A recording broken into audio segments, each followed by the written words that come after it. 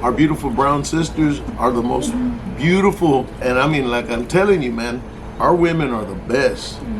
Okay, they can also be the meanest. So True. that's the thing. Hey guys, welcome back to another video of Brown is Beautiful. I forgot to film an introduction, so here it is. In this video, I get to interview one of my good friends, family friends, Leo Saenz. He is known for being in Latin Express, which is a really well-known band in the Fort Worth area, Dallas area, and they are amazing. I love them so much. They play everything, Tejano, Conjunto, oldies, country, 70s. I mean, they embody everything that is the Chicano sound. And just to give y'all a little more background, y'all can look them up and they have really good music. They even played at George W. Bush's presidential inaugural ball in Washington and represented our beautiful culture so well. And you know, they have a bunch of awards. And in 2008, they were inducted to the Tejano Roots Hall of Fame. And they're the first and only North Texas band to ever be into the prestigious club. So without further ado, here's Leo Saenz from Latin Express, and I hope y'all enjoy the video. Bye. Leo, because they could not pronounce my name. De veras. Yeah, Leonicio? Do you think those white teachers, you think they could say that? No, they were like, Kamalala. We're good. Okay, welcome to another episode of Brown is Beautiful, aka Viva la Raza. I'm here with Leo Saenz. Tell the people, introduce yourself, what you do, and what our culture means to you. Well, my name is Leo Saenz. I've been a professional musician, oh gosh, 48 years, maybe a little more. I started playing at the tender age of 7 years old, so actually 50 years, really close. Anyway, so we're sitting here talking and discussing Brown is Beautiful, and yes, Brown is beautiful. And for that matter, all flavors are beautiful. But for some reason, when I think of brown, I think of our culture. I think of all the diversity and all the beautiful things that are attributed to this country because of beautiful brown people. And if you think about it, food, art, transcends all boundaries. I don't care where you're at. If you're in Italy and you're having Italian food, and you're thinking about, oh wow, you know, what would Italian food be without tomatoes? Nothing. It'd be ugly, right? There'd be no flavor. And that beautiful flavor transcends, because where were tomatoes from? They were from here. They were from here, from this. I didn't know that. Yes, yeah. Tomatoes. They were from here. Potatoes were from here. You know. So, but look, speaking of flavor, look at these brown emoladas, man. Look at that.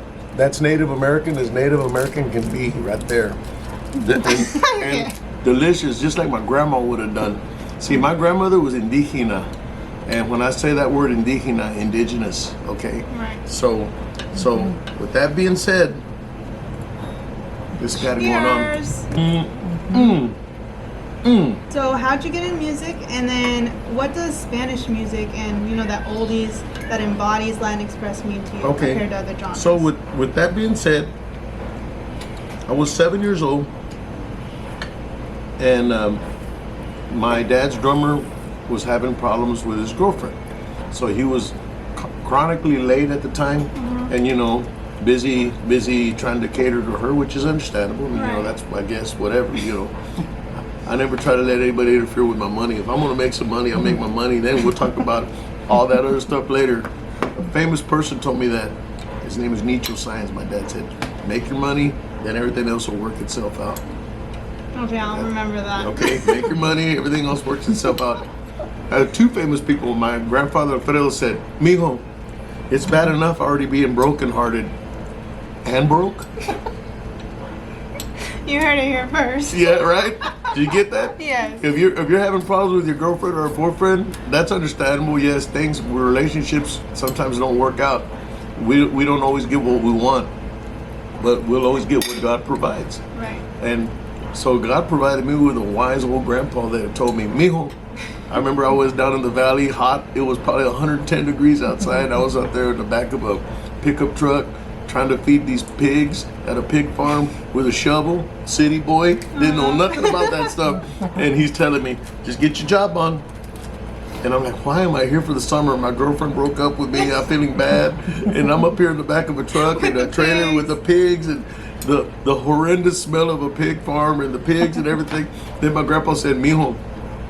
Because all this time he knew he was going to give me some money at the end of the whole deal. You know, he knew. But you didn't know that. I didn't know that. I just thought I was a slave. I thought I was out there like getting it on, you know, and in the back of a... Anyway, so with that being said, he goes, yeah, mijo, it's bad enough, because he knew I was brokenhearted. He goes, it's bad enough being brokenhearted and broke. I thought, forever. Here I'm pushing 57, and I'm thinking a couple more. August 13th. Leos. To be announced. August 13th. Anyway, so I started playing alongside my dad. My brother Carlos set up a drum set and told me, can you count to 2? And I go, of course I can count to 2. You know, 1 2 1 2 1 2 1 2 1 2 1 2 1 2 1 2 1 2. And so 1 2 1 2 1 2, and then as you gradually sped it up, 1 2 1 2. For Oye Como Va, it's a slow 1 2. Bam bam bam bam bam bam bam bam 2. So with that, that's how I started playing drums. And then as I grew a little bit older, my brother got me on an electric bass. So I started playing, and my first gig on electric bass, I was 11, maybe, around there. It was the mid-70s. Charlie's Angels had just came out. There was a big hit series with Jacqueline Smith and Farrah Fawcett, and I was surrounded by all that. I was 11 years old, awesome. working at this little restaurant with my dad, and all the girls had their hairstyles like that. You know, they were all like that. They all had their hairstyles, and I was a little kid playing the bass, and I was like, wow, this is cool, man. Right. This is all right, you know. And the manager of the place was a friend of my dad, so he didn't mind a young man playing. So I played it in my dad's troupe.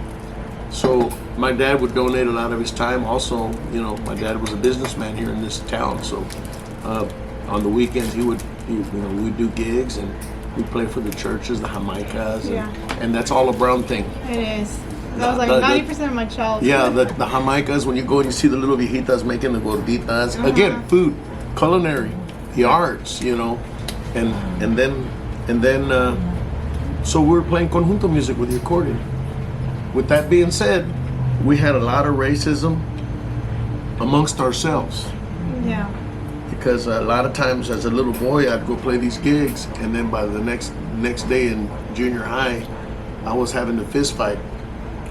And I did that a lot, because by the time you go to junior high and the Pachuquillos, our own brown people, would look at you and they would say ugly, derogatory things. And they would say things like, oh, I saw you playing over there at that Jamaica, at that church festival. You were playing with that accordion band, and they would use the W word. And, you know, and when I say W word, it's just as derogatory as the N word, especially for our own brown people. Sometimes we'll say it a lot. You're like, oh man, or the M word, and the word mojado. So can you imagine? You're just a little kid. There's our own people, 3 or 4 of them too. It was never one. It was always 3 or 4 of them. And by the time you knew it, you were ganged up on. And then, you know, but fast forward, present day. Those are the same people that come in. You're friends with them, right? They pay cover. They pay cover to come see us play, and a few of them. I'll use the word gaso, and you could put the ch like Chicano, gaso, and that's exactly how it happened. It was a bunch of gasos going on, pop, pop, pop, pop, pop, and because it was the way it was. I never forget my bully talking to my dad. My dad goes, well, mijo, you got 2 choices. You can keep getting bullied, or you can stand your ground. And yes, there's gonna be 3 or 4 of them, but just catch the one off guard, the one guy that's talking the most, and get a hold of him and give him his good gospel. Right. And if he says if he says that you're a mojao, that's cool. Fight him mojao style. You know, fight him. You know, pick up a rock, and then smack him in the jaw. And it's done. At the end of the day, you'll be friends. Giving fighting tips. And that's here. it. That's exactly what happened, man. The guy that was talking the most smack, almost. But as far as here, I grew up in a time period where I was kind of in between. Like, when I say in between, this road that we're on right here, Main Street, used to be segregated Main. Anything on the east end of Main, this way, belonged to the brown people. Right. Anything west, that way, including our church. Our church at one point was a segregated church. It used to be called Mount Carmel. And it was like maybe the tail end of the 50s going into the 60s when they finally integrated. But if you were like a brown brother and sister and you had just moved into town and you're thinking, well, I'm going to go to church on Sunday. And if you try to go into that time period, they'd tell you, hey, it's across the street. And right here, it's called San Jose.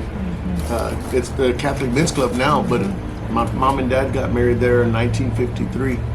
It was still, segregated back then. That's crazy. Even the school, Even the school. Yeah, at one point. I know Carlos told me one time we were just at the studio that his teachers would smack them for talking Spanish. Yeah, they give you the Their shakedown. native language. That's crazy. They give you the shakedown. Why is it important for my generation to understand our history and the importance of embracing our roots? Like, why does it matter? Please tell them. Because if you don't know where you came from, then you really don't know where you're going. That's what I think too. Yes. It's true. You can't possibly move forward and think it's all right unless you want to just totally be a blank page. And then that's okay too if you want to be a blank page, but if you want to enjoy some really good emolada like that, and the thing about it, there's no more beautiful women than our women. Our beautiful brown sisters are the most beautiful, down to do it. If they love you, and if you're blessed enough to have a sister that loves you, and I mean, like I'm telling you, man, our women are the best. Okay, they can also be the meanest. So True. That's the thing. So now let's go back to the music industry because I am trying to get into the music industry, more business side. But so can you tell me about some of the adversities you've faced in the industry? I remember, well, even as just recently, you could play a job, and the people they think that you're ignorant to, like, whatever you do for a living. I'm sure you have to have some kind of fundamentals about background of, or should I say, inclinations. There's another word, inclinations. Look it up, inclinations. Of sound reinforcement, Right. lighting, stuff like that. It all, simple. Look, I'm lit. How hard is that to understand? I'm lit. I'm right there. So if you're playing and all of a sudden it's pitch black and they don't have a light on the lead singer, shame on that person running that light. Right. Right? Yeah. Okay. The mic. Testing mic 1, 2, 3. Oh, it's on. Good. And if you see the singer going like this, and we call it in Spanish mascando chicle, looks like he's chewing gum and nothing's coming out, then that means your PA is not on. I remember we were playing a show in the cowboy band, the country band that was playing. It was a 4th of July show. Man, crystal clear, sounded good. Everything was right on the money. I'm not talking blaring loud. You don't need to be blaring loud. Right. You just need to be on. And all of a sudden, we come up on stage and it was squeaking, feedback, humming, and it didn't never stop. It was on for, it was like that. Fix it. And they didn't fix it. And it took, and when you're on stage and there's thousands of people in front of you and the sound is horrible, there's not a worse feeling. I sometimes have nightmares of that, of having bad PA day. You're playing and you even lose your voice because you're trying to, you try to sing loud and you're trying your best, but it's just not happening. And it was a 4th of July, and we were playing in Garland. That's all I had to say. We're playing in Garland, and I don't really care.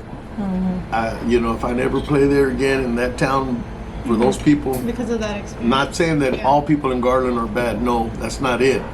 That sound company was horrible, and the people that should have said, "Hey, Can y'all fix that? Didn't. And we ended up having to walk off stage and say, okay, I guess we're done.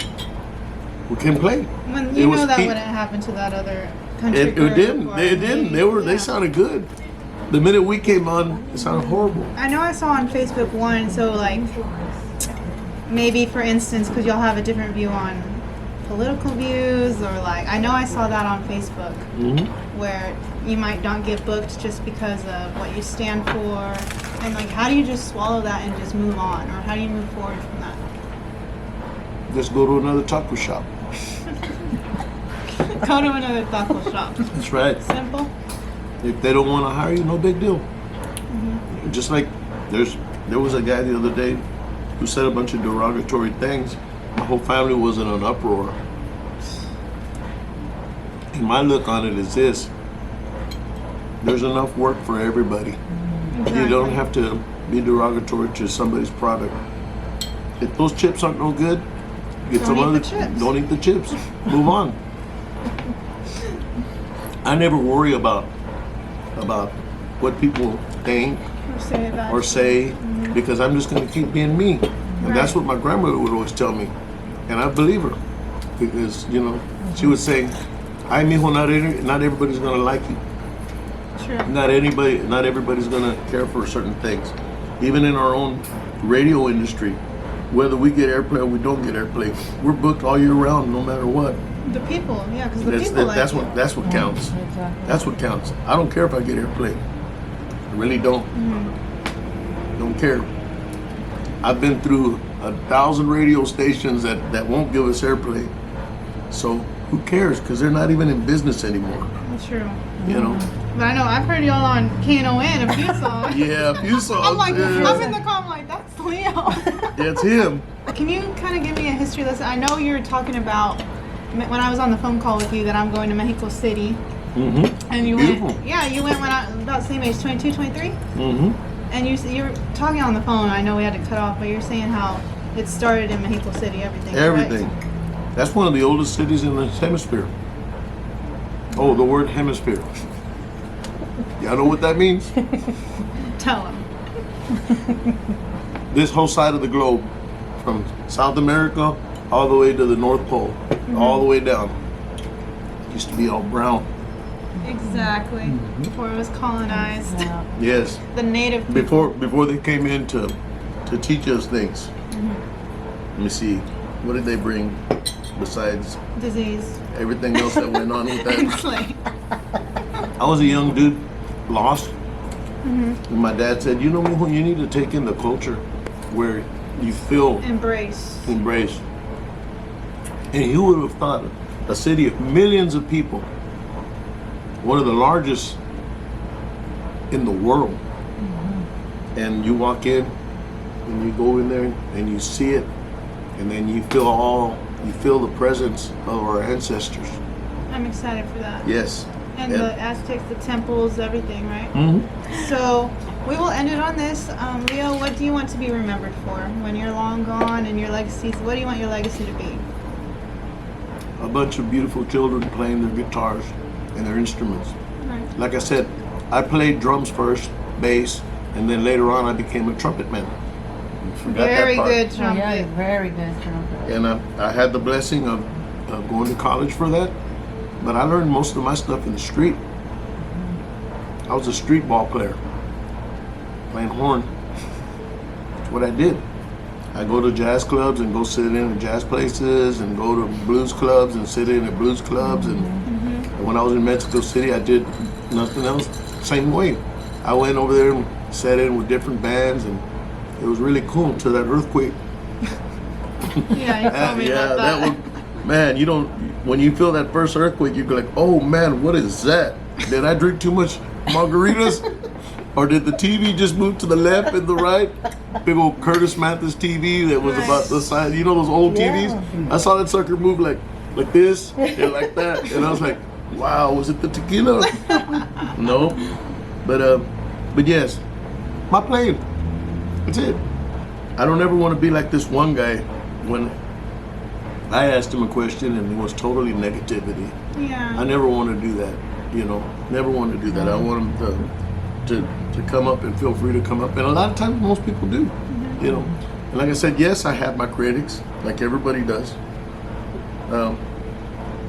It's just a matter of to do what you do, you know.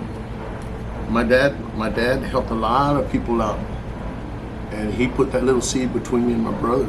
Speaking of my brother, I wish you were right here next to me, because it'd be a really cool interview. My brother is the bomb.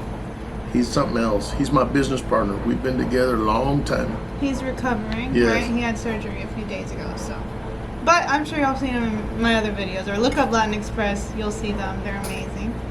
So yeah, how do you want to end this? And just a message to them, what to go on in life and have an outlook, what, positivity? Exactly. Learn your history. It's important, because if you know where you come from, then you already have that good roadmap to lead you to go wherever you got to go. And I've always been able to defend myself through history. My grandmother was really good at it. She knew a lot of history. And so you can have a nice philosophical conversation with somebody about things, life's events, current events. And I'm a musician foremost. That's what I do. I play.